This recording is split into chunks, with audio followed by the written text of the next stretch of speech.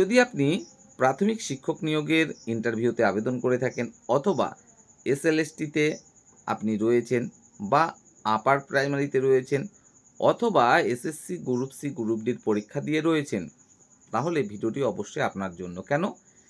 কারণ অত্যন্ত খুশির খবর কিন্তু রয়েছে এই ভিডিওতে। স্কিপ না করে অবশ্যই সাথে থাকুন।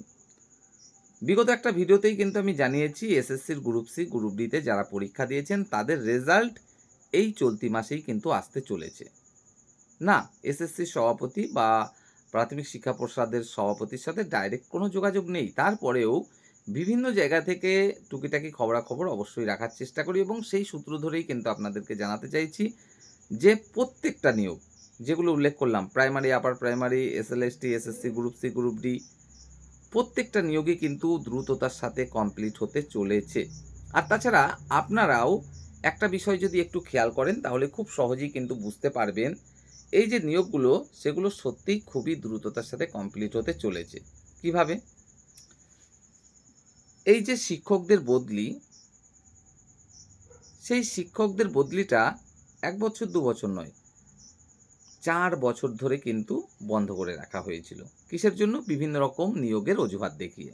বাস্তবে নিয়োগও হয়নি, আবার ট্রান্সফারও হয়নি। এটাই তো হয়েছে। কিন্তু নতুন সরকার আসার পরে মন্ত্রিসভা গঠনের জন্য অবশ্যই সময় নিয়েছে। কিন্তু যখনই প্রত্যেকটা ডিপার্টমেন্টের ক্ষেত্রে আমরা মন্ত্রীদের দায়িত্ব নিতে দেখছি, তারপরেই কিন্তু দ্রুততার সাথে প্রত্যেকটা ডিপার্টমেন্টেরই কাজও শুরু হয়ে গেছে, সেটা আমরা দেখতে পাচ্ছি।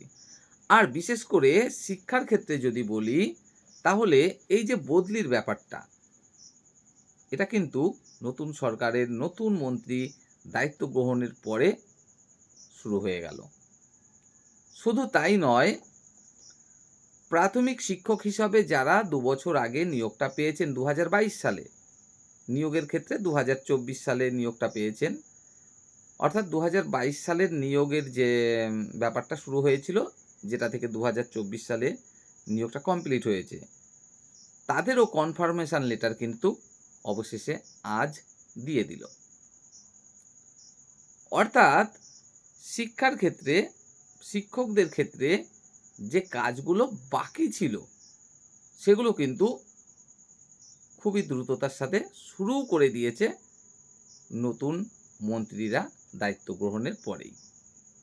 তো এই যে ২ বছর আগে যারা জয়েন করেছিল তাদের কনফার্মেশন লেটার দিয়ে দেওয়া, কিংবা শিক্ষকদের বদলির জন্য পোর্টাল আবার চালু করে দেওয়া, এই বিষয়গুলো কিন্তু আমাদের এটাই ইঙ্গিত দেয় যে শিক্ষার ক্ষেত্রে যাবতীয় যে কাজগুলো রয়েছে সেগুলো এবার অতি দ্রুততার সাথেই কিন্তু কমপ্লিট হতে চলেছে। কারণ নতুন সরকার শুধুমাত্র শিক্ষা নয়, প্রত্যেকটা ক্ষেত্রেই কিন্তু আমরা দেখছি যা সিদ্ধান্ত নেওয়ার খুবই দ্রুততার সাথে নিচ্ছেন এবং দ্রুততার সাথেই কিন্তু কাজগুলোও কমপ্লিট করছেন।